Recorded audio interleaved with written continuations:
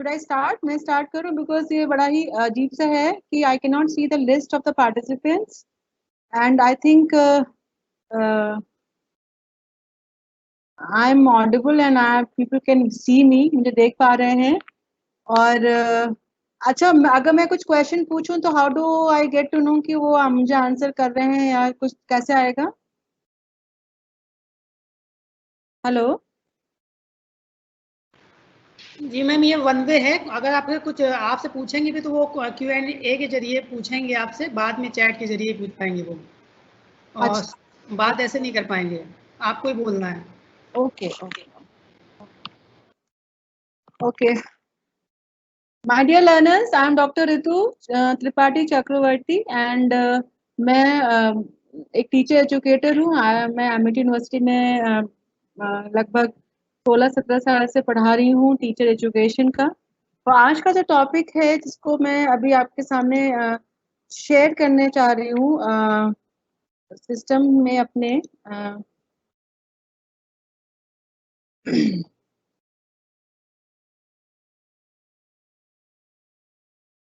Topic है large scale learning assessment. अभी हमको ये सोचना है कि असेसमेंट क्या होता है और लार्ज स्केल टीचिंग असेसमेंट के बारे में हम क्या क्या जानते हैं। सबसे पहले बात तो ये हमें समझना है कि असेसमेंट का नीड क्यों है, why it is required that we have to assess the people. हमने ये देखा होगा, हम सब टीचर्स हैं, हम सब अभी टीचिंग लाइन को ज्वाइन कर रहे हैं, कुछ का एक्सपीरियंस है कुछ का नहीं है, लेकिन अब इवेंचुअली जब हम बात कर रहे हैं अपनी, तो हमें ये समझना है कि क्या सारे स्टूडेंट्स का लर्निंग समान है, सेम है, are they all same. So on this basis, I would like to start my interaction, large scale learning assessment. And the objective of today's session is, first of all, objectives मतलब इस session के बाद आप क्या क्या कर पाएंगे। हम सब जब इस सेशंस को करने के बाद will be able to define large scale learning assessment. हम सब लार्ज स्केल लर्निंग असेसमेंट क्या है, उसकी उसकी परिभाषा क्या है, उसके बारे में जान पाएंगे। Will be able to understand large scale learning assessment, उसको समझ पाएंगे कि वो लार्ज स्केल लर्निंग असेसमेंट क्या है, और then we will be able to evaluate the need of large scale learning assessment. हम लार्ज स्केल लर्निंग असेसमेंट की नीड को हम इवैल्यूएट कर पाएंगे। देन जब हम नीड को इवैल्यूएट कर पा रहे हैं तो हम उसकी वैल्यू को भी समझ रहे हैं। तो हमारा नेक्स्ट ऑब्जेक्टिव है to be able to give the value or understand the value of large scale learning assessment, and therefore when we have understood it is so important, then we will be able to design our large scale learning assessment. So this is how I'm going to do my presentation. I hope आपको ये सारी बातें समझ में आई हैं और मैं उसके इसी के हिसाब से मैं आगे बढ़ रही हूँ और मैं आगे इस बात को समझाने की कोशिश कर रही हूँ। नेक्स्ट हम बात करते हैं what is large scale learning assessment. अगर आपके दिमाग में कुछ विचार आ रहा है, आप लोग उसको लिख सकते हैं कॉपी में, अपने नोटबुक में, कि आप समझते क्या हैं, what do you know about large scale learning assessment. अगर इसको हम समझे इंटरनेशनली, ये काम काफ़ी यूनिसेफ ने और यूनेस्को ने काफ़ी इसकी नीड समझी और उसके हिसाब से उन्होंने काम किया। So internationally, a large-scale assessments have seen a significant success as a leveler to manage policy evaluation and accountability, especially among planning resources, goal setting, and allocation of funds. Or large-scale learner assessments are a mechanisms for state the gauge on how well learning is happening in their district, blocks, schools, and classrooms. तो large scale learning assessment को अगर हम परिभाषित करना चाहें और समझना चाहें तो हम ये कह सकते हैं, एक ऐसा मैकेनिज्म जो ये निश्चित करता है, तय करता है कि किस प्रकार and how well learning is happening हमारे डिस्ट्रिक्ट्स में, हमारे ब्लॉक्स में, हमारे स्कूल्स में, हमारे क्लासरूम्स में। हम लोग एक बार जब बोर्ड के एग्जाम्स होते हैं 10th और 12th के, तो उसमें हम एक कॉमन प्लेटफॉर्म में बच्चों को असेस करते हैं। लेकिन वो एक बहुत देर में ये बात आती है जब बच्चा कक्षा 10 में पहुंचता है, 12वीं में पहुंचता है। लेकिन क्या क्लास 6 में बच्चा सेम लेवल पर है स्कूल के बच्चे, या 7th में भी सब एक समान है, उनकी लर्निंग एक जैसी हो रही है? क्या हर स्टेट के बच्चे एक समान पढ़ाई कर रहे हैं, उनकी लर्निंग सेम लेवल की हो रही है? ब्लॉक्स के बच्चे, स्कूल के बच्चे, एंड निश्चित तौर पर क्लासरूम से बात स्टार्ट होती है। तो जब हम लार्ज स्केल के बारे में बात करते हैं, हमने असेसमेंट के बारे में बात की है कि एक तरीका जिससे we assess the students, how it is has to be assessed. So when we assess large scale, it talks about going out of the class, seeing different schools in a district, in a block, seeing different schools in a district, in a state, and overall in the country. कि हर एक बच्चे जो हैं, क्या उनकी learning का स्तर एक समान है, या उसमें भिन्नताएं हैं, या क्या उनके कारण हैं, किस प्रकार उनकी लर्निंग को हम एक समान कर सकते हैं? हम सिर्फ 10th और 12th में जाके उनको चेक करते हैं और उसके हिसाब से उनकी मार्किंग करते हैं। लेकिन ज़रूरत स्टार्टिंग से है इसको समझने की कि बच्चों को कितना आ रहा है, कितना कितना उनको और सिखाना है। तो इसलिए हम लार्ज स्केल लर्निंग असेसमेंट की नीड का और उसको समझने की कोशिश करेंगे इस स्लाइड्स के बाद से। With the understanding of large scale learning assessment, the following need is derived. जब हमने we have understood in the previous slide कि what is large scale learning assessment, we understand now what is the need. What is the need? And here you can note it down. It is to improve learning outcomes that are measured, monitored, and reported independently at all levels of school education. See, so beautifully it is written. We have to improve the learning outcomes. Learning outcomes are based on learning objectives. And so that we are able to measure, we are able to monitor, we are able to report independently at all levels of school education that the learning is taking place and the learning outcomes are as per the learning objectives. अगर हम बच्चे को बोलते हैं कि objective है हमारा, student will be able to define, तो आउटकम आना चाहिए कि बच्चा एक परिभाषा लिख पाए।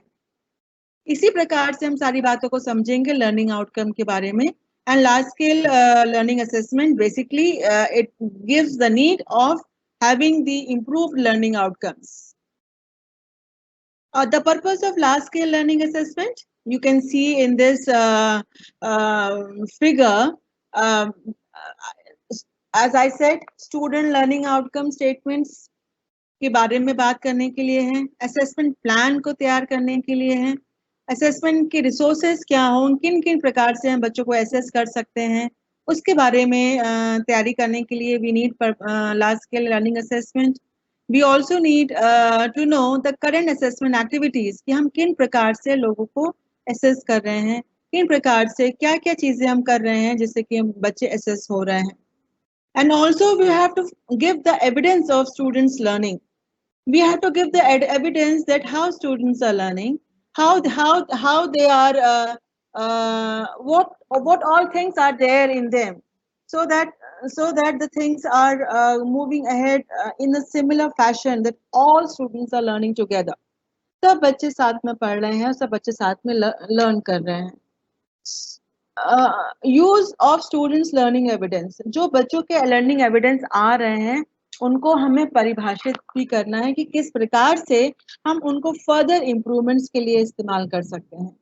तो आप देखिए the purpose of learning assessment और लार्ज स्केल पे जब हम block, district, state, country, overall students के बारे में बात कर रहे हैं, तो हमें ये देखना है कि हम किस प्रकार से हम चीज़ों के बारे में बात कर सकते हैं, हम किस प्रकार से चीज़ों को असेस कर सकते हैं बच्चों के बारे में. तो अगर हम समझने की कोशिश करें,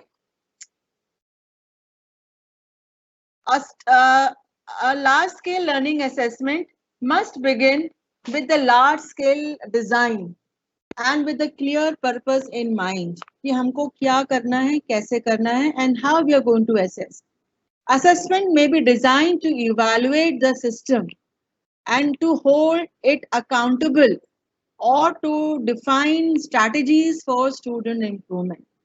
असेसमेंट का पर्पस जो होगा, जो लार्ज स्केल असेसमेंट का पर्पस है, वो पूरे सिस्टम को इवैल्यूएट करने के लिए हो रहा है होगा, एंड उस सिस्टम में से जुड़े हुए लोगों को अकाउंटेबल बनाने के लिए होगा कि अगर मुझे ये काम दिया गया है एज ए टीचर, मैं कक्षा 1 की टीचर हूँ तो मैं क्या करूँ, मैं क्लास 12 की टीचर हूँ तो मुझे क्या करना चाहिए, because I am accountable.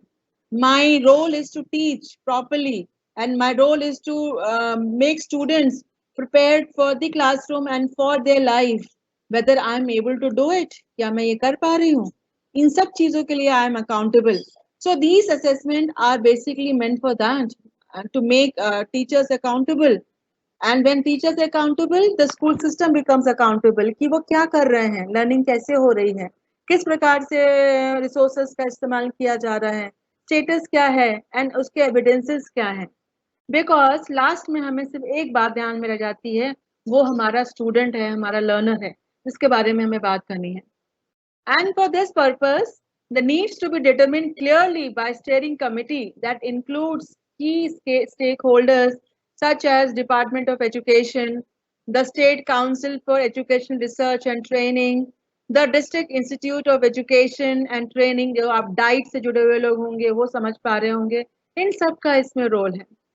And the overall role is of NCERT, जहाँ से ये काम स्टार्ट हुआ, उन्होंने बात करी, एंड MHRD कि किस तरीके से हम बच्चों को एसेस कर सकते हैं पूरे स्टेट में, फिर पूरे सारे स्टेट्स को मिलाकर, फिर सारे सब स्टेट्स के डिस्ट्रिक्ट्स को मिलाकर, फिर ब्लॉक को मिलाकर और हर एक स्कूल को जाकर फिर हम एक इंडिविजुअल क्लास तक पहुंच पाते हैं. तो ये जो स्टेक है ये बहुत बड़ा है, और बहुत बड़े होने के साथ साथ काफी लोग इसमें इन्वॉल्व हैं जो इस चीज को डिटरमिन करते हैं, वो कमिटी मेंबर्स हैं कि किस प्रकार लार्ज स्केल लर्निंग असेसमेंट किया जा सकता है. ये एक जो गाइडलाइन थी और जिसके बारे में कैलगान एंड ग्रीनेट ने 2004 में लार्ज स्केल असेसमेंट को बताया था और उसका पर्पस डिफाइन किया था. ये इनके वर्क को यूनेस्को ने भी इस पे कोट कर उन्होंने काम किया. तो उसके बारे में मैं यहाँ पर कुछ चर्चा करना चाहूंगी कि इन्होंने बताया कि असेसमेंट का क्या स्तर है, क्या एम है और किन किन लेवल्स में हमें करना है. पहला पॉइंट आपने देखा जो आ रहा है वहां पर, levels of learning in education system. We have to do large scale assessment to know the levels of learning in education system with reference to general expectations, aims of the curriculum, preparation of further learning or preparation for life. Please see so beautifully the points are described here.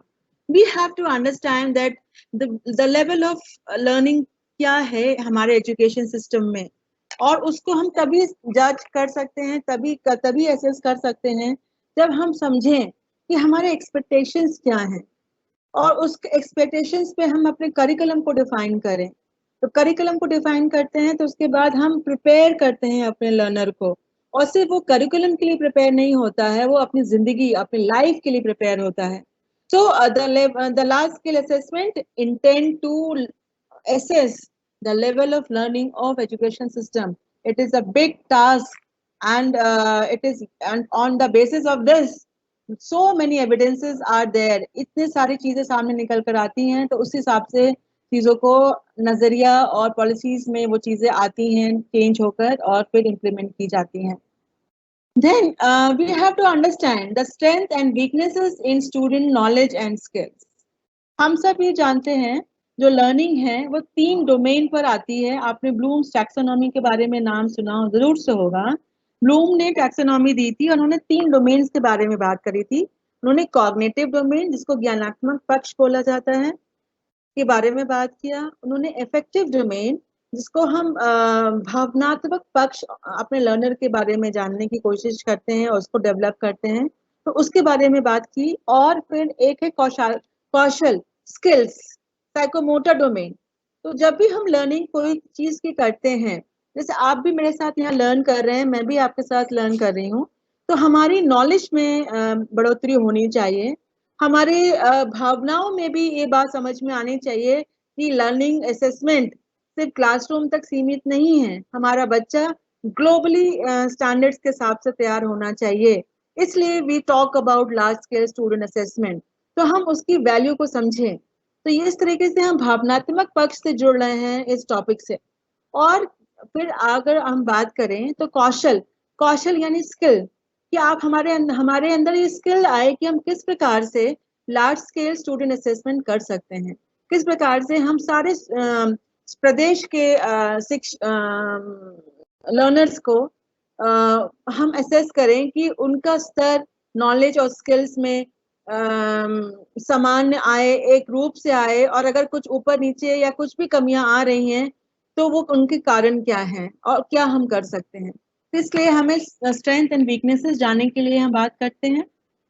And if subgroups in population perform poorly and if disparity exists, we should know the achievement. फिर हम ये भी बात तय करते हैं कि अगर हमारे ग्रुप में, हमारे पॉपुलेशन में जहाँ मेल फीमेल है, बॉय एंड गर्ल है, डिसएडवांटेज लोग हैं, एडवांटेज पोजीशन पे लोग हैं, ये सब ग्रुप्स बन जाते हैं, माइनॉरिटी ग्रुप्स है। अब इन ग्रुप्स पे लर्निंग कैसी है, इसका भी स्तर हमें जानना है, इसलिए हम इसका इस्तेमाल करते हैं। हमें ये जानना बहुत जरूरी है कि स्कूल के प्रदेश के जो बॉय है, जो एक मेल स्टूडेंट है, जो वो रेगुलरली स्कूल जा रहा है, तो उसकी लर्निंग कैसी है, और प्रदेश की लड़कियां अगर स्कूल जा रही हैं तो उनकी लर्निंग कैसी है, क्या दोनों में भेदभाव है, क्या ऐसा तो नहीं है कि सिर्फ एक ही वर्ग स्कूल जा रहा हो, दूसरा नहीं जा पा रहा हो। तो ये सब जानने के लिए भी हम लार्ज स्केल असेसमेंट करते हैं, जैसे मैंने यहाँ पर मेंशन किया है, बॉयज एंड गर्ल्स। दूसरी बात हम बात करें, student in urban and rural locations, बहुत डिफरेंसेस होता है जो रूरल लोकेशंस के स्टूडेंट्स होते हैं और अर्बन लोकेशन के स्टूडेंट्स होते हैं। तो क्या हमें ये चीजें ऐसी चलने देनी चाहिए, क्या हमें कुछ ऐसा करना चाहिए कि स्टूडेंट है और उसको समान अधिकार होने चाहिए, समान इंफ्रास्ट्रक्चर होने चाहिए, तो हम उसके लिए क्या करें, अगर भिन्नताएं आ रही हैं तो उसके लिए हम क्या करें। तो वो डेटा हम लेते हैं और इसके लिए कुछ ना कुछ काम करने की कोशिश करते हैं, और लार्ज स्केल असेसमेंट्स में उनका पॉलिसी में लाने की कोशिश करते हैं।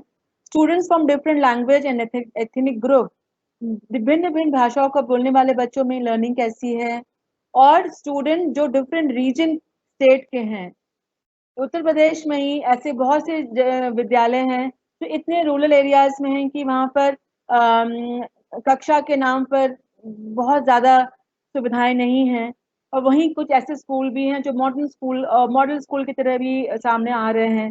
तो उन सब में कैसे समानता लाई जाए, तो वो भी बात हम करें तो इसमें हम बात कर सकते हैं।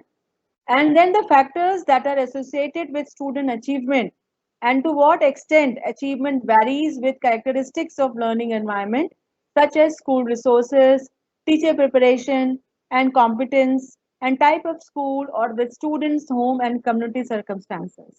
इन सब के बारे में भी हम बात करते हैं लार्ज स्केल असेसमेंट में, कि स्कूल के एनवायरनमेंट कैसा है, स्कूल के रिसोर्सेज कैसे हैं, स्कूल के टीचर्स कैसे हैं और कितने कॉम्पिटेंट हैं, स्कूल का टाइप और रिसोर्सेज कैसा है, और बच्चों का कम्युनिटी और उसके होम के कंडीशंस कैसे हैं।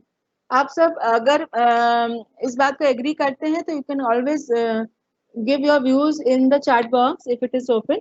बट हम लेकिन जरूर से इस बात को फील कर पा रहे हैं कि इन सब चीजों की वजह से, इन सब फैक्टर्स की वजह से लर्निंग में डिफरेंसेस आता है। जो हमारे स्कूल रिसोर्सेज हैं उससे भी डिफरेंसेस आता है। मान लीजिए स्कूल रिसोर्सेज में एक प्रॉपर साधन नहीं है, अगर हम चाइल्ड फ्रेंडली स्कूल के बारे में बात करें और गर्ल फ्रेंडली स्कूल के बारे में बात करें, प्रॉपर अगर वॉशरूम्स नहीं है तो हो सकता है एक समय के बाद लड़कियां स्कूल आने को नहीं आती हैं।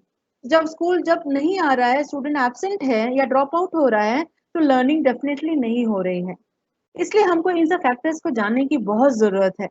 हमें ये जानने की जरूरत है कि टीचर कितना प्रिपेयर है और कितना कॉम्पिटेंट है, और वो किस प्रकार से अपनी क्लासेस को हैंडल कर रहा है, क्योंकि उससे भी हमारी लर्निंग एनवायरनमेंट में डिफरेंसेस आते हैं।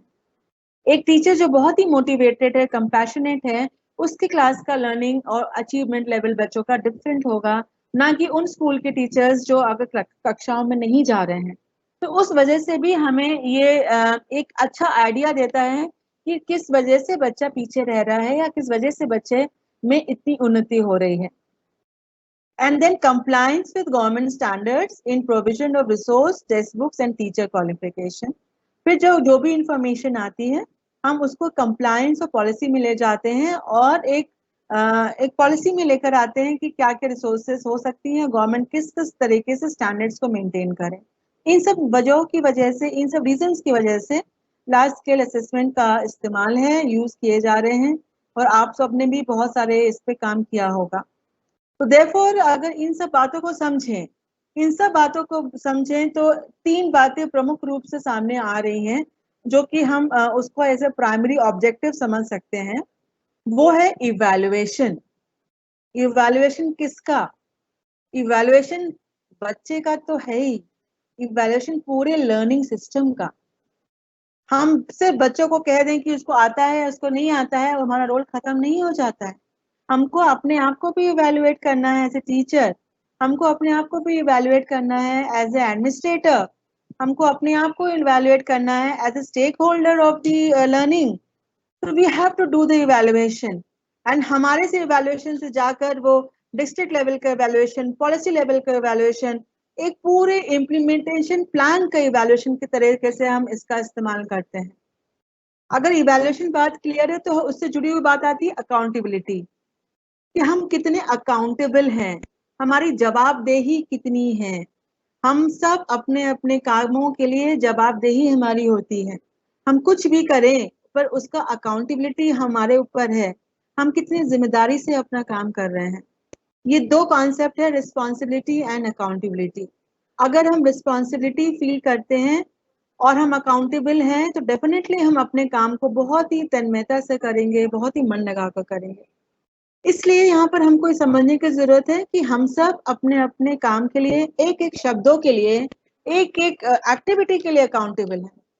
बिकॉज हम लोग इस एजुकेशन सिस्टम में हैं किस लिए? लर्निंग के लिए। सिस्टम को बच्चे मैक्सिमम अपनी लाइफ को लिए तैयार हो इसलिए हैं हम। तो जब तक हम अकाउंटेबिलिटी अपनी नहीं समझेंगे हम उस तरीके के कार्य को करेंगे नहीं। उसी चीज को एसेस करने के लिए लार्ज स्केल असेसमेंट का निर्धारण किया गया और उसको लागू किया गया। एंड देयरफॉर जब इवैल्यूएशन हो गया, अकाउंटेबिलिटी हो गई और हम सब ने इस पे समझा तो डेफिनेटली सिस्टम क्या करेगा? सिस्टम इंप्रूव करेगा। System will definitely improve and therefore system is improving a lot with this thing. So हम कर किस लिए रहे हैं? क्योंकि हमको इम्प्रूवमेंट चाहिए और उस इम्प्रूवमेंट के लिए हमें ये तीन ऑब्जेक्टिव्स जो बहुत ही इम्पोर्टेंट हैं उसके बारे में हम समझ सकते हैं। जब हमने ऑब्जेक्टिव समझ लिए तो हमें now we have to think what should be the assessment design. जो लार्ज स्केल असेसमेंट का डिजाइन क्या होना चाहिए, कैसे होता है, ये क्या करना होता है। तो उसके लिए सबसे पहले आप सब कहीं ना कहीं आपने डिसर्टेशन किया होगा, कहीं ना कहीं आप रिसर्च भी करे होंगे। अगर नहीं भी किए हैं तो आपको ये पता होना चाहिए जब तक हमारे दिमाग में क्या करना है का प्रश्न नहीं है तब तक हमको उसको कैसे करना है और उसके लिए क्या क्या कर सकते हैं उसके बारे में क्लैरिटी नहीं आएगी। तो सबसे पहले हमें क्वेश्चन पूछना चाहिए। क्वेश्चनिंग, मैं बार बार कहती हूँ, क्वेश्चनिंग इज नॉट टू जज anybody, questions are there to help you explore. जब हम क्वेश्चनिंग करते हैं तो क्या होता है हमारे साथ? हम एक्सप्लोर करते हैं, हम लर्न करते हैं। तो हमको अपने सामने कुछ प्रश्न रखने चाहिए जिससे कि हम ये तो जज ना करें कि हमें कितना आता है, वो तो अलग सी चीज है, वो सामने आ ही जाएगी कि हमें कितना आता है। लेकिन हम ये जज करें कि हम इस क्वेश्चन से कितना आगे बढ़ सकते हैं, हमें क्या क्या करना है। इसलिए we need to, in order to understand the assessment design, we have to understand why do we need to conduct this assessment. जरूरत क्या है लार्ज स्केल असेसमेंट करने की? What is the need? What is the need of taking the baseline data? बच्चे क्या सीख रहे हैं, क्यों सीख रहे हैं, कैसे सीख रहे हैं, उसकी जरूरत क्या है करने की। तो जब हम इसके बारे में बात करें कि असेसमेंट की कंडक्शन क्यों है, देन दूसरे प्रश्न आता है who will take this assessment. कौन है जो इस असेसमेंट को लेंगे? वो बच्चे हैं। देखिए आपके दिमाग में कौन आ रहा है कि असेसमेंट लेगा? स्टूडेंट्स ही ज्यादातर हर बार असेसमेंट के बारे में हम स्टूडेंट्स के बारे में ही सोचते हैं कि स्टूडेंट का होगा। नहीं, पर असेसमेंट स्टूडेंट का है, असेसमेंट टीचर का है, असेसमेंट स्कूल का है, असेसमेंट पूरी पॉलिसीज का है। तो अगर हमने ये बात जान ली तो हमारे असेसमेंट पैटर्न में, डिजाइन में इन सब के लिए कुछ ना कुछ असेसमेंट का आएगा। अगर बच्चा फॉर एग्जाम्पल बच्चे को मैथमेटिक्स के क्वेश्चंस अभी आज ही कहीं मैं पढ़ ली थी, कक्षा 5 के बच्चों को कक्षा 1 के मैथमेटिक्स की चीजें नहीं आ रही हैं, तो बच्चे को नहीं आ रही है बात कह के खत्म नहीं हो पाएगा। इससे बहुत बड़ा क्वेश्चन उठता है कि क्यों नहीं आ रही बच्चे कक्षा 5 के बच्चे को कक्षा 1 की चीजें। तो नेक्स्ट आता है टीचर सिस्टम कि क्या हुआ है कि जिससे बच्चे को ये नहीं आ रहा है। So therefore, we have to talk about who will take this assessment. It is not the child. It is the pura system has to go for the assessment. Then, when will this assessment take place? ये कब होना चाहिए, किस किस level पे होना चाहिए, कब कब होना चाहिए, इसका भी निर्धारण करना बहुत जरूरी हो जाता है। Then what will be assessed? हम क्या assess करेंगे? और अगर आपको कुछ भी समझ में नहीं आ रहा है तो प्लीज अंडरस्टैंड ब्लूम्स टैक्सोनॉमी। वो 3 बातें कहते हैं, लर्निंग के 3 लेवल्स हैं, कॉग्निटिव, अफेक्टिव, साइकोमोटर, ज्ञानात्मक, भावनात्मक और कौशलात्मक पक्ष। तो हमको इसी को ही असेस करना है कि बच्चा कितना तैयार है और अल्टीमेटली बच्चा अपनी लाइफ को किस प्रकार प्रिपेयर कर रहा है, वो किस प्रकार अपने आप को आज की परिस्थितियों में अपने आप को प्रिपेयर कर रहा है, हमें उसका असेसमेंट करना है। तो ये चीजों का अगर ध्यान में रहेगा तो हमारे असेसमेंट पैटर्न में डेफिनेटली ये सारी चीजें आ जाएंगी और हम इसके बारे में बात कर पाएंगे। देन जब असेसमेंट हो गया तो उसकी कुछ फाइंडिंग्स निकल कर आएंगी। तो हमें उस फाइंडिंग्स का करना क्या है, what we have to do? हम उस फाइंडिंग्स को लेके अपने पास रखेंगे कि क्या उसको कुछ ऐसा कुछ रिपोर्ट बनाएंगे, ऐसा कुछ करेंगे जो एक पॉलिसी में भी चेंजेस लाने की कोशिश हो जाएगी। तो अगर ये प्रश्न हमारे सामने है, डेफिनेटली हमारा डिजाइन भी ऐसा ही बनेगा। हम उसमें बहुत ही सक्रिय रूप से कार्य करेंगे। We will be very much actively involve when we answer these questions. I want you can write it down these questions or you can click the picture. Why do we need to conduct this assessment? Who will take this assessment? When will this assessment take place? What will be assessed? And how will the assessment findings be used? If we are answering all these questions, we are ready with our assessment design. And the design which is very practical. एक ऐसे design के साथ हम तैयारी अपनी कर लेंगे जो बहुत ही प्रैक्टिकल है और जो रेलिवेंट है और जो प्रोग्रेसिव है। जॉन डीवी ने कहा था कि एक्सपीरियंशियल लर्निंग और प्रोग्रेसिव लर्निंग के बारे में बात करी थी। अगर कोई भी यहाँ पर जॉन डीवी को पढ़ा है, उनकी फिलॉसफी, तो education has to be experiential.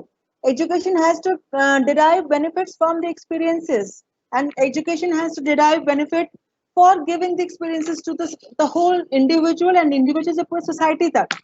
तो जब इसके बारे में हम बात करते हैं तो इन प्रश्नों के साथ ही हम आगे बढ़ सकते हैं। अगर हमारे पास प्रश्न हैं तो उनके आंसर्स ढूंढेंगे, और अगर हम बहुत ही जवाबदेही समझते हैं, अपनी अकाउंटेबिलिटी समझते हैं, definitely will come out with the best plan for large scale learning assessment. Then how the findings are used. जब हमारे पास फाइंडिंग्स आ जाती हैं तो हम कैसे उसको यूज करते हैं? How the policy maker used educational assessment data, क्योंकि जब हमने एक स्टेट के पूरा लर्नर्स के असेसमेंट कर लिया, अब हम उसको क्या करेंगे, कैसे इसका इस्तेमाल होगा, कहाँ तक जाएगा, किस रूप में ये चेंज लेकर आएगा? तो it is monitoring and evaluation. हम मॉनिटरिंग करते हैं, इवैल्यूएशन करके डेटा लेते हैं, फिर then we set the agenda कि हमारे जैसे ये जो अभी ड्राफ्ट बना है न्यू एजुकेशन पॉलिसी का 2019, वो सब जितना भी एजुकेशन असेसमेंट डेटा आया है उसके बेसिस पे ही एक कहीं ना कहीं वो बेसिस बन रहा है, और उस बेसिस पे वो नया ड्राफ्ट तैयार है कि किस प्रकार हम अपने बच्चों को अगले 5 सालों में टारगेट कर कर उनके लर्निंग को कराएंगे। जहां पर वहां पे उसमें स्पेशल नीड्स के बच्चों के बारे में बात करी गई है, उसमें वो गर्ल्स ड्रॉप आउट के बारे में बात करी गई है, उसमें एक्सेसिबिलिटी के बारे में बात करी गई है ये सब कैसे आया? Because of the assessment data, कि किस तरीके से पूरे इंडिया के सिस्टम को असेस किया गया और उसके हिसाब से ये निकल कर आया कि इन चीजों पर we are lacking, we have to go ahead, and that therefore the importance of assessment, large scale assessment holds here for policy formulation and for policy implementation. हमको पॉलिसी फॉर्मुलेट करने के लिए, बेस देने के लिए तैयार करता है और हमें उसको इम्प्लीमेंट करने के लिए हमको ये तैयार करता है. This is a large scale assessment framework of 21st century.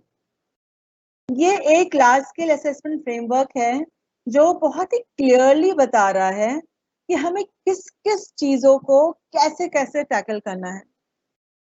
यहाँ पर आप देख सकते हैं इस साइड में, अगर मेरा कर्सर आप देख पा रहे हैं जो मूव कर रहा है, वो बात कर रहा है कॉन्टेक्स्ट ऑफ असेसमेंट सिस्टम, कि किन किन कॉन्टेक्स्ट में हम असेसमेंट सिस्टम के बारे में बात करें, किन किन लेवल पर ये NCERT, SCERT, diet, education system, किन किन लेवल पर ये असेसमेंट, लार्ज के असेसमेंट में हम टीचर्स के साथ काम करें और किस तरीके से हम डेटा को कलेक्ट करें और हम अपने रोल्स को कैसे डिफाइन करें. तो यहाँ पर देखिए इसमें जो इश्यूज आते हैं वो लेजिस्लेशन और पॉलिसी के बारे में बात तैयारी करने वो बात आती है, उसमें इंस्टीट्यूशनल अरेंजमेंट और गवर्नेंस के बारे में बात आती है. जब हम असेसमेंट फ्रेमवर्क को तैयार करते हैं हमें डेफिनेटली फंडिंग के बारे में भी बात करनी है कि किस तरीके से ये गवर्न होगा, कैसे इसका फंड का एलोकेशन होगा, कैसे कैसे इसको किया जाएगा. And therefore it is basically a leadership, कि किस प्रकार किसके नेतृत्व में ये सब काम हम कैसे हम अपने आप, सबसे पहले हम सब खुद अपने आप को पहचानें कि as a teacher as whatever capacity we are the leaders. तो हमको अपना रोल समझना है. उसके बाद हम बात करें कि एक कोहेरेंस लाना है असेसमेंट सिस्टम में. कोहेरेंस कहाँ कहाँ आना है? वो लर्निंग स्टैंडर्ड्स में आना है और करिकुलम में आना है. हमारा ऐसा ना हो कि गांव का बच्चा जिसके पास सुविधाएं नहीं है वो पीछे रह जाए, हमको उसको भी आगे लेकर आना है. ऐसे ना हो कि सिर्फ देश के लड़कियां पीछे रह जाएं और लड़के आगे बढ़ जाएं. दोनों का साथ साथ रोल है, तो हम दोनों को साथ साथ लेकर आए. ऐसा ना हो कि कोई ऐसा रीजन जो थोड़ा पिछड़ा हुआ है वो पीछे रह जाए एजुकेशन में और कुछ लोग आगे बढ़ जाएं. हमको सबके लिए बैलेंस लेकर आना है, कोहेरेंस होना चाहिए. तो इस तरीके से हम लर्निंग स्टैंडर्ड्स और करिकुलम के बारे में हम बात करते हैं. इसमें हम एजुकेशन सिस्टम और स्ट्रक्चर के बारे में बात करते हैं कि एजुकेशन का सिस्टम क्या होना चाहिए और स्ट्रक्चर के बारे में बात करते हैं. एजुकेशन की प्रायोरिटीज के बारे में बात करेंगे और हम किस प्रकार से डेटा का यूज करें सिस्टम में जिससे कि हम एक कॉम्प्रिहेंसिव और कोहेरेंट सिस्टम को क्रिएट कर पाए. इस तरीके से हम असेसमेंट पैटर्न में कोहेरेंस लाएंगे. कोहेरेंस मतलब होता है कि सब में तालमेल आ जाए, सब आपस में कोई भी स्टेट, कोई भी रीजन, कोई भी वर्ग, कोई भी प्राणी पीछे ना रहे, सब समान रूप से तैयार हो जाए. इसलिए इसका ये फ्रेमवर्क तैयार किया गया है और हम सबको उसमें अपने अपने रोल निभाने हैं.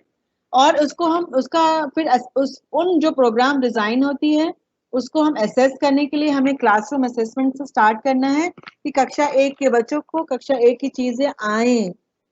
The student minimum level of learning तो उसकी होनी चाहिए कि हम इतना तो बच्चे को आए, उसके आगे जितना आए तो वो बहुत अच्छा है. तो क्लासरूम असेसमेंट के बारे में बात करते हैं. इसमें हम एग्जामिनेशन के बारे में बात करेंगे और पूरा लार्ज स्केल असेसमेंट के बारे में बात करेंगे, क्योंकि हमें बेसिकली लर्निंग के बारे में असेस करना है कि हमारे पूरे कंट्री के लोग और हमारे स्टेट वाइज, हमारे district wise, block wise students किस प्रकार से तैयार हैं. हमें असेसमेंट के लिए हो सकता है हम डिसाइड करें कि हमको ब्लॉक लेवल पे करना है, हमको क्वेश्चनर तैयार करना पड़ेगा. हमें टूल्स बनाने हैं, जैसे क्वेश्चनर है, इंटरव्यूज है, ऑब्जर्वेशंस हैं, इनके बारे में तैयारी करनी है. फिर इसके लिए हमको सैंपल के बारे में तैयारी करनी है कि सैंपल क्या होना चाहिए, किन किन बच्चों पर होगा, क्या सैंपल रैंडम सैम्पलिंग होगा कि हर एक बच्चे पर हम टेस्ट करेंगे. हर एक बच्चे पे टेस्ट करना थोड़ा मुश्किल हो जाता है, तो रैंडम सैम्पलिंग के बारे में बात करेंगे या पर्पसिव सैम्पलिंग के बारे में बात करेंगे. फिर उस प्रकार हम डेटा जो आएगा, डेटा को कैसे एनालाइज करेंगे, क्वालिटेटिव डेटा है कि क्वांटिटेटिव डेटा है, मुझे लगता है कि क्वाली और क्वांटी डेटा बहुत अच्छा असेसमेंट पैकेट तैयार करते हैं कि नंबर्स भी हो और उनके कारण भी हो। जो क्वांटिटेटिव डेटा के बारे में बात होती है, जिसमें नंबर्स के बारे में बात करते हैं कि इतने बच्चों को आया और इतने बच्चों को नहीं आया, ये क्वांटिटेटिव डेटा असेसमेंट है। और अगर हम क्वालिटेटिव के बारे में बात करें तो हम बात कर सकते हैं कि क्वालिटेटिवली इन बच्चों को आ रहा है तो कैसे आ रहा है, और नहीं आ रहा है कुछ भी कॉन्सेप्ट क्यों नहीं आ रहा है, इनके बारे में एक्सप्लोरेशन के बारे में हम बात करते हैं तो वो क्वालिटेटिव असेसमेंट हो जाता है। इस प्रकार हम पूरा एजुकेशन सिस्टम को असेस करने की प्लान करते हैं and it is important need of this 21st century. और राइट नाउ जब हम पैंडेमिक में बैठे हैं, कोरोना वायरस के में बैठे हैं, और हमने बहुत देखा कि टीचर्स ने ऑनलाइन क्लासेस स्टार्ट कर दी हैं, पर क्या हम हर एक के पास पहुंच पा रहे हैं? क्या सारे बच्चे वो लर्निंग को कर पा रहे हैं? ये भी एक बहुत बड़ा विषय रहेगा आगे के दिनों में चेक करने के लिए कि इन दौरान लर्निंग असेसमेंट कैसा रहा बच्चों का, बच्चे किस प्रकार से सीख रहे हैं, क्या सभी समान रूप से सीख पा रहे हैं? आंसर तो नहीं है, बिकॉज सबकी रिमोट कंडीशंस हैं। रिमोट मतलब किसी के पास मोबाइल नहीं है, किसी के पास अगर आज की बारे में बात करें प्रेजेंट सिचुएशन की, ना फोन है तो कभी का डेटा नहीं है, डेटा नहीं है तो टाइम नहीं है, उनके उनके पेरेंट्स फोन ले जाते हैं तो बच्चे नहीं पढ़ पाते हैं। सेम प्रॉब्लम अगर अर्बन स्कूल्स में भी जाइए जहाँ पे सुविधाएं हैं, वो भी बच्चे बहुत प्रॉब्लम फेस कर रहे हैं। तो उस तरीके से लर्निंग का क्या आउटकम निकल कर आ रहा है, शिक्षा कैसी होनी चाहिए, किस प्रकार से लेनी है, इन सब के बारे में हमें डिस्कस करना है। और इन सब के बारे में फ्रेमवर्क तैयार करना है, और लास्ट में उसकी एक रिपोर्ट तैयार करनी है। ये लार्ज स्केल असेसमेंट के बारे में हम बात करें। ये benefits of large scale assessment, जिसका बेनिफिट है कंपैरिजंस और बेंचमार्किंग बनाने के लिए कि यहाँ ये होना चाहिए। Improving the overall education system, पूरे सिस्टम को डेवलप करने के लिए इसका बेनिफिट्स हैं। प्रोमोटिंग एजुकेशन इक्विटी, कि सब बराबर हैं। इक्विटी आप समझते हैं कि इक्वल एक्सेस एंड बराबरी से अधिकार, तो हर एक का इक्विटी है और हर एक का अधिकार है, तो सभी लोग बराबरी से एजुकेशन में सामान्य रूप से इसके बारे में अचीव करें, ये इसका एक बेनिफिट है। Improvement in teaching and learning process है, एंड इसके थ्रू हम करिकुलम रिफॉर्म्स भी लाते हैं। हम ये रेलिवेंट क्या है उसको इंक्लूड करते हैं, और इरेलीवेंट चीज जो आउटडेटेड हो गई है उसको हम आगे बढ़ाते हैं। साथ साथ हम बहुत सी नई चीजों को भी लेकर आते हैं, जैसे आपने जाना होगा कि वैल्यू एजुकेशन है, वुमेन एजुकेशन है, पीस एजुकेशन है। ये सारी चीजें, एजुकेशन फॉर हैप्पीनेस के बारे में बहुत बात हो रही है। ये सारे के सारे लर्निंग करिकुलम रिफॉर्म्स हैं जो आते हैं, और उनको हम समझने की कोशिश करते हैं। एंड उसके माध्यम से हम पूरे सिस्टम में, जो मैंने पहले ही बात करी थी उसके बारे में बात की थी, आप यहाँ देख पा रहे हैं कि improvement of monitoring, evaluation and accountability, इन सब के बारे में हम बात करें, इन सब के बारे में हम जानें। And with this large scale assessment we get the indicators how we are moving ahead, and therefore we can derive benefit out of this large scale assessment pattern. Here ये सब एनसीईआरटी ने नेशनल अचीवमेंट सर्वे किया था, उसका through उन्होंने अपने website से कुछ लोड किया है। अगर मैं यहाँ पर इसको चला सकती हूँ, अगर ये ऑन हो जाए, तो I would like you to see कि how the present system is. It is a state report card. ये मैं चाह रही हूँ कि ये अगर स्लाइड ओपन हो जाए तो ये आप इसको अगर देख पाए।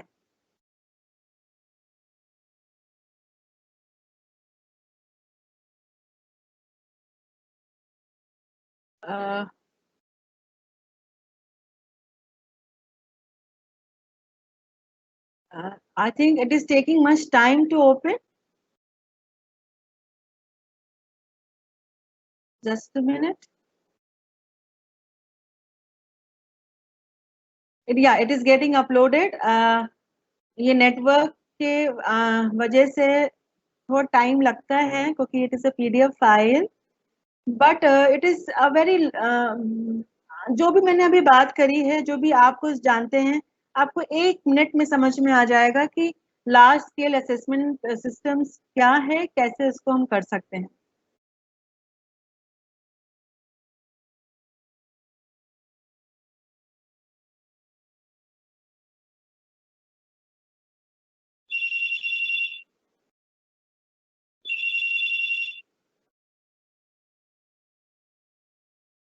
It is not opening. Some problem is there. Anyway, I would share this link. आपके साथ मैं ये लिंक शेयर कर दूंगी जिससे कि आप इसको देख पाएंगे.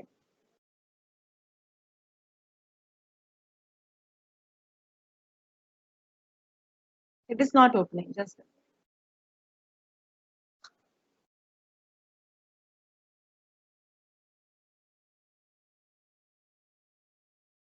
okay.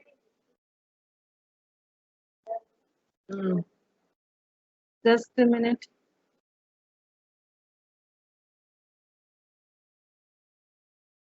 Hello.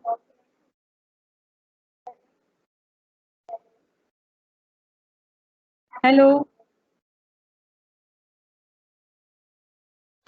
हाँ मैम, कुछ दिख नहीं रहा है अभी. अच्छा अच्छा. ये हाउ टू उनके चैट बॉक्स में क्या ये ओपन हो सकता है? नहीं मैम, आप दिखाएंगे तभी दिखेगा. ये इससे आ नहीं रहा है. Just a minute.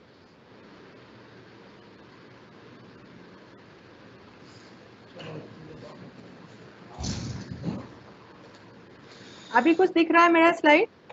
हाँ, स्लाइड दिख रही है.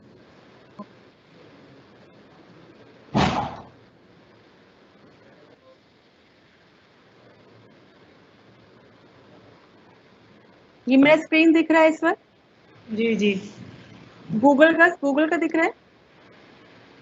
जी. Report by national achievement survey.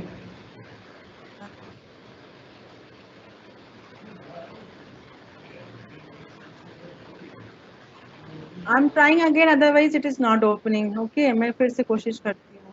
Okay. This was the my last slide. I really wanted कि अगर ये खुल जाता तो बहुत अच्छा होता, बट इसको मैं आपके लर्नर्स के साथ शेयर कर लूंगी ये वेबसाइट का लिंक, जिससे कि आप देख पाए इसको. अभी कुछ दिख रहा है आपको? स्लाइड दिख रही है मैम. ये कुछ ये दिख रहा है कुछ पीडीएफ खुला? पीडीएफ अगर खुला है तो स्क्रीन शेयर करानी पड़ेगी आपको पीडीएफ की. आप पीडीएफ खोलना पड़ेगा आपको अपने. जैसे स्लाइड खोली वैसे पीडीएफ खोली है. एक सेकेंड. मैं अपनी स्लाइड्स को अनशेयर करती हूँ और मैं पीडीएफ खोलती हूँ. Okay. Ji ji ji.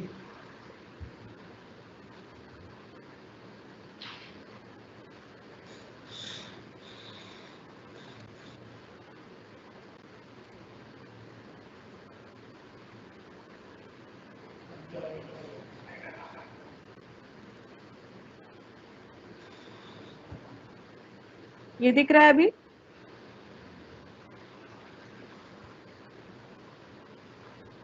Can you see this? Ma'am अभी आया नहीं है. अब आया है मैम. पीडीएफ आया? जी मैम, आ गया. Okay, thank you. अभी ये थोड़ा टेक्नोलॉजी का ग्लिचेस हैं जिसकी वजह से ये प्रॉब्लम आ जाती है, बट देन इट्स ओके जब तक हम देख पा रहे हैं.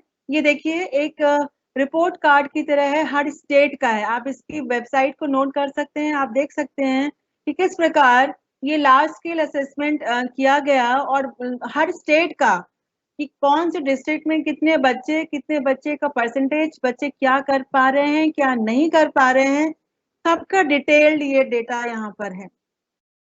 You can see, and with this detail information we go for policy implementation. जैसे यहाँ पे आप देखिए, ये अंडमान एंड निकोबार आइलैंड के बच्चों का डेटा है, जिसमें कि अल्फाबेटिकली स्टार्ट है, पूरे इंडिया के स्टेट्स के बारे में है ये, जिसमें कि बच्चे लिसनिंग कितना कर पा रहे हैं, वर्ड रिकग्निशन उनकी कितनी परसेंटेज है, रीडिंग कॉम्प्रिहेंशन कितने हैं, उनका स्कोर्स क्या आ रहा है.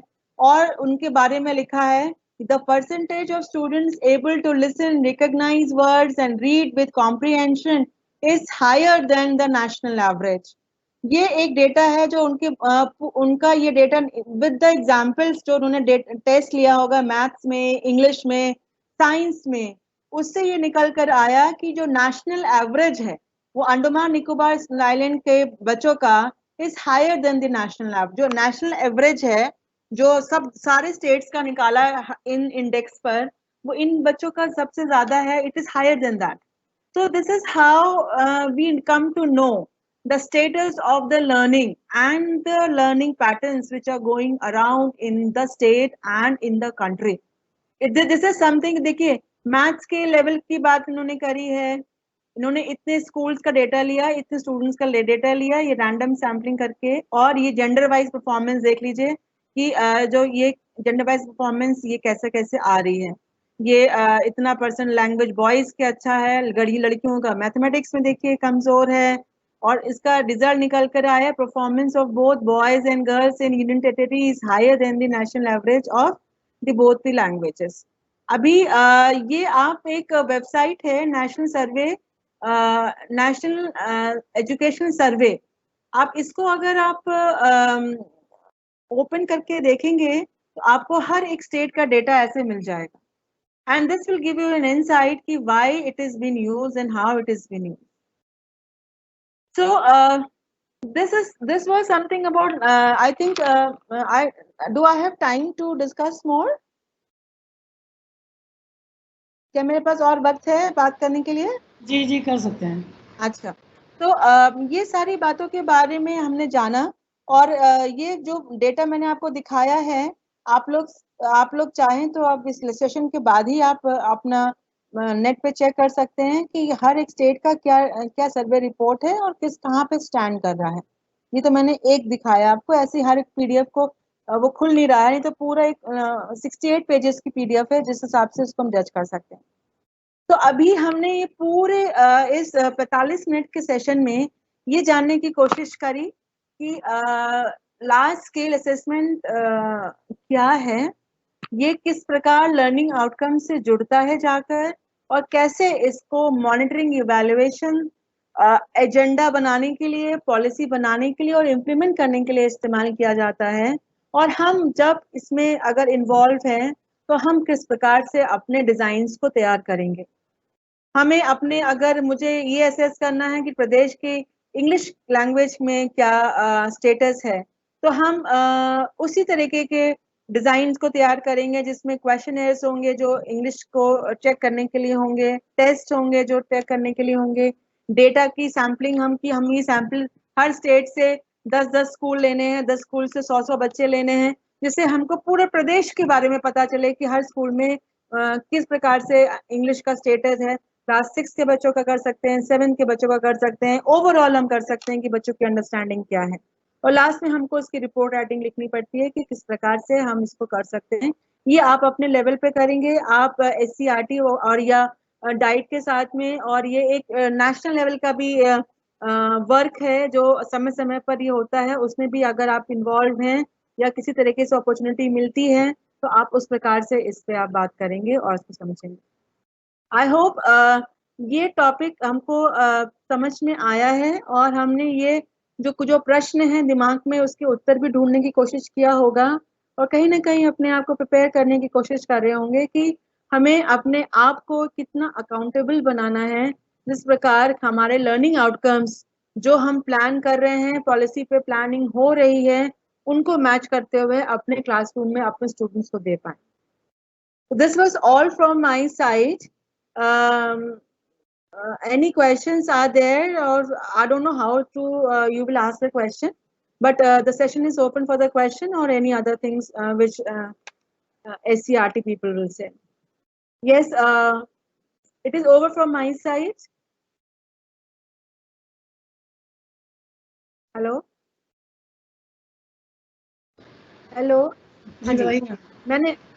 मैंने अपना सेशन कंक्लूड कर दिया. अगर कुछ क्वेश्चंस है तो हम ले सकते हैं. नहीं मैम, ऐसे नहीं पता लग पाएगा. अच्छा. So I think can we conclude this session, because I think when it is all one-sided, so I really don't know हमारे learners क्या समझ रहे हैं और क्या हो रहा है. So can I close this session? Okay ma'am. Okay, thanks. अगर आपको कुछ questions मिलते हैं तो आप please मेरे को direct कर दीजिएगा, so that I can give the answer. Okay ma'am. Okay. Thank you. Thanks a lot.